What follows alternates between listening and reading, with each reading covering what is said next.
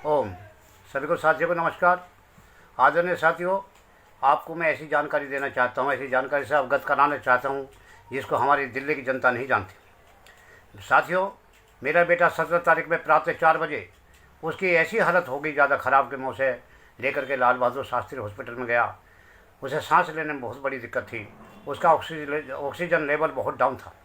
Lal Bahadur Shastri hospital में ले जाने के बाद डॉक्टर ने चेक किया तो 20-25% ही उसके ऑक्सीजन जा रही थी।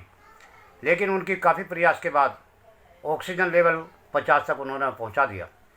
50 तक पहुंचाने के बाद वो कहने लगे सारी व्यवस्था हमारे पास नहीं है, हम आपको गुरु तेग बहादुर हॉस्पिटल में रेफ़र कर देते हैं और वहाँ से एक एम्बुलेंस बुला देते हैं। तो आज अन्य साथियों, उन्होंने वहाँ से फ़ोन करके एक एम्बुलेंस बुला ली। सिलेंडर लगा करके ऑक्सीजन का हम उस पेशेंट को गुरु तेग बहादुर हॉस्पिटल ले गए। काफ़ी मिन्नतें करने के बाद तो उसको दाखिल किया गया, लेकिन दाखिल करने के बाद उसे इमरजेंसी में ले गए। इमरजेंसी में ले जाने के बाद वहाँ पता नहीं कहाँ से एक डॉक्टर आया और बड़ा ही बदतमीज डॉक्टर था। जाते उसने मेरे बेटे की ऑक्सीजन हटा दी। तो मेरा भाई उसके पास मौजूद था। मैं और मेरे बेटे की पत्नी हम दोनों बाहर थे। तो मेरे भाई ने फिर ऑक्सीजन लगा दिया। 20-25 मिनट के बाद वो फिर दोबारा आया और उसने फिर ऑक्सीजन हटा दिया।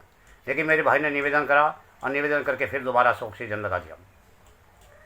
वो डॉक्टर जिससे भी बात करता था बड़ा ही अत्याचारी रूप से बात करता था, किसी भी पेशेंट से सही बात नहीं करता था। तो साथियों, ये डॉक्टर नहीं, ऐसे डॉक्टर दुष्ट भी होते हैं। धीरे धीरे इलाज होता रहा मेरे बेटे का ऑक्सीजन लेवल 89 तक पहुंच गया। 89 ऑक्सीजन पहुंचने के बाद मेरे बेटे को वहाँ से शिफ्ट कर दिया गया वार्ड नंबर 53 में। गेट में घुसते ही राइट साइड में उन्होंने स्ट्रक्चर ले जाकर वहाँ खड़ा कर दिया और 1-1.5 घंटे तक करीब वहाँ रखा। 1-1.5 घंटे के बाद लड़का को जब होश आया तो उसे थोड़ी सी ऑक्सीजन से बेचैनी होने लगी। शरीर में जो उसे बेचैनी हुई तो उसने अपना ऑक्सीजन हटा दिया। मेरे पुत्रवधू ने, मैं उस टाइम बाहर था, मेरी पुत्रवधू अंदर थी। मेरे भाई की तबीयत ख़राब होने के कारण मैं उसे घर वापस भेज दिया था कि अब तो घर चला जा, अब हम ही देख लेंगे। तो पुत्रवधू अंदर थी तो उसने डॉक्टर से कहा, डॉक्टर साहब ये इनके शरीर में बेचैनी हो रही है, ये बार बार ऑक्सीजन हटा रहे हैं, इनका कुछ करो ना। तो डॉक्टर बोला इसे 2 थप्पड़ लगेंगे, अभी ठीक हो जाएगा। डॉक्टर उसके पास गया और उसे 2 थप्पड़ लगाए और ऑक्सीजन लगा दिया। मेरे बेटे की उम्र 28 वर्ष थी, जवान बेटा था। मेरे बेटे को इतना होश आ गया था कि वो बैठ भी गया और खड़ा भी हो गया और डॉक्टर की तरफ देखने लगा। जब डॉक्टर की तरफ देखने लगा, डॉक्टर को भी गुस्सा आया। डॉक्टर बोला कि तुझे तो फिर भी मरना है, फिर भी मरना है। वो कहने लगा जा पापा जी को बुला के लाओ। अपनी पत्नी से बोला तो मेरी पुत्रवधू मुझे बुलाने के लिए बाहर निकली। जैसे ही वो बाहर निकली तो वो स्ट्रक्चर पर उसे लादने लगे दूसरे वार्ड में ले जाने के लिए। मेरी पुत्रवधू ने पलट करके देखा कि वो किसी दूसरे वार्ड में ले जा रहे हैं, फिर वापस दौड़ी। जैसे ही वापस दौड़ी तो सिक्योरिटी गार्ड ने उसे वापस अंदर नहीं जाने दिया। फिर काफ़ी मन्नत करने के बाद भी वहाँ तक नहीं जाने दिया और स्ट्रक्चर लेके चल दिए। और वो मेरा बेटा हाथ हिलाता रह गया, मुझे बचाओ मुझे बचाओ। लेकिन उन्होंने अपना स्ट्रक्चर नहीं रोका और लिफ्ट में बैठा करके बिना मालूम कहाँ ले गए। लिफ्ट में बैठाने से पहले उन्होंने पूरी जानकारी करी उससे कि तुझे कोई बीमारी तो नहीं है, तुझे कभी कोई बीमारी हुई हो, किसी तरह की तेरे लीवर हो, टीबी हो, किसी तरह का कोई और गड़बड़ हुई हो आज तक तो बता दीजिए।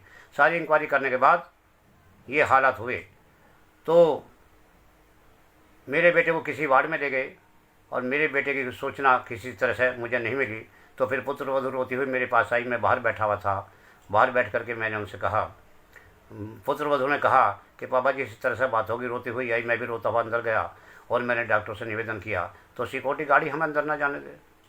तो गार्ड को बोला कि भैया आप चले जाइए, आपका बेटा जो है आपको मिलेगा नहीं अब, क्योंकि हम वार्ड में किसी को जाने नहीं देते और आपका बेटा ठीक हो जाएगा, इसी को चिंता करने की ज़रूरत नहीं है। मैं कि भाई उसके तो कपड़े भी लैट्रिन में सन गए थे, उसने कुछ खाया भी नहीं था, वो बार बार ऑक्सीजन हटा रहा था। बोला ये सारा काम हमारा है, आपका काम नहीं है, इसको हम देखेंगे, आपका कोई काम नहीं है इसमें।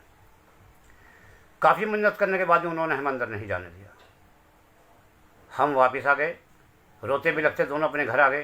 तो शाम को लगभग 4:15 बजे फ़ोन आया कि आपका बेटा गुजर गया। ऐसी स्थिति में तो मेरा बेटा गुजर गया, आप अपनी डेड बॉडी ले जाइए। मैं हॉस्पिटल गया शाम के टाइम तो वहाँ डेड बॉडी शवगृह में नहीं आई थी। तो मैं वापस चला आया, अगले दिन फिर गया। जाने के बाद मुझे डेड बॉडी मिली डेड बॉडी का मैंने देखा तो उसकी नाक से खून जा रहा था, क्योंकि जब ऑक्सीजन नहीं जाता है सिर के अंदर तो नाक से खून आ जाता है। उन्होंने, उस डॉक्टर ने शायद उसका ऑक्सीजन ही हटा दिया, ऑक्सीजन उसको नहीं दिया। मेरा बेटा जो अपने पैरों के ऊपर खड़ा हो सकता है, जो बात कर सकता है, जो बोल सकता है, उसकी हालत 3 घंटे के अंदर कैसे होगी? तो मैं ये निवेदन करूँगा, पता नहीं हॉस्पिटल के अंदर कौन सा घोटाला चल रहा है, क्या चल रहा है, ये उनके अंग तो कहीं तस्करी नहीं कर रहे हैं। मैं सरकार से निवेदन करूँगा, मैं जनता से निवेदन करूँगा कि मेरी वीडियो को ज़्यादा से ज़्यादा पोस्ट किया जाए और इनका पर्दाफाश किया जाए। मैं मीडिया से भी निवेदन करूँगा कि इनका पूरी इंक्वायरी की जाए। मैं पुलिस से भी निवेदन करूँगा, क्योंकि वहाँ हॉस्पिटल में ना तो कोई पुलिस जाती है, ना कोई अधिकारी जाता है सरकार का, कोई जाता नहीं। डॉक्टर अपनी मनमर्जी कर रहे हैं। कई डॉक्टर ऐसे हैं जो इसमें मामले में संलिप्त हैं और ये इन लोगों ने बहुत ही अत्याचार किया हुआ है। मैं फिर हाथ जोड़कर विनती करता हूँ कि मेरी वीडियो को ज़्यादा से ज़्यादा पोस्ट किया जाए। मेरी उम्र 67 वर्ष है। मेरा एक ही बेटा था जिसकी उम्र 28 वर्ष थी। उसकी एक माँ है, उसकी एक पत्नी है, उसके छोटे छोटे 2 बच्चे हैं, एक 1.25 वर्ष का और एक 3.25 वर्ष की बेटी है। 1.25 वर्ष का बेटा और 3.25 वर्ष की बेटी है। मेरा बुढ़ापे का सहारा वही था। मैं निवेदन करूँगा कि उस डॉक्टर का मुझे पता चलना चाहिए, वो डॉक्टर कौन था, वो डॉक्टर ड्यूटी पे ही था या कोई बाहर का व्यक्ति था। इस बात की भी मुझे जानकारी पूरी मिलनी चाहिए। धन्यवाद। ओम।